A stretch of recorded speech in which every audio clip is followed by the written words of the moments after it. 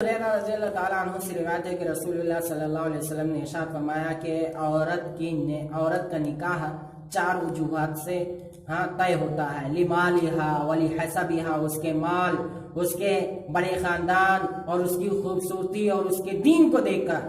تو فاظفر بذات الدین تربت یداک، تو تم خاک آلود ہو تمہارے ہاتھ، تم دینداری کو اختیار کرو۔ ایسے امام بخاری مسلم نے روایت کیا۔ تو لہذا پتہ یہ چلا کہ جب ہم کسی عورت سے رشتہ لگائیں تو برادری نہ دیکھیں۔ سب سے افسوس کی بات یہ کہ مسلمان آپس میں رشتہ و شادی نہیں کر پاتے، اس لیے کہ ایک برادری کے نہیں ہے۔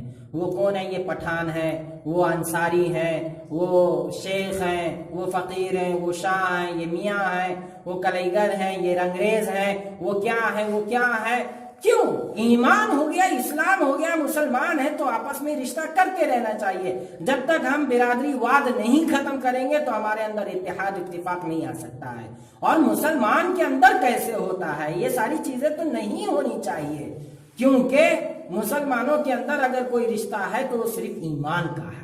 اور یہاں پر بھی اللہ کے رسول صلی اللہ علیہ وسلم نے ارشاد فرمایا کہ دنیا کے اندر جو رشتے کیے جاتے ہیں وہ خاندان کو دیکھ کر، اس کی مال و دولت اور خوبصورتی کو دیکھ کر کیے جاتے ہیں، لیکن اہل ایمان جو رشتے کرتے ہیں وہ دینداری کو دیکھ کر، تقوی و الہیت کو دیکھ کر، اخلاص کو دیکھ کر، پرہیزگاری کو دیکھ کر کرتے ہیں۔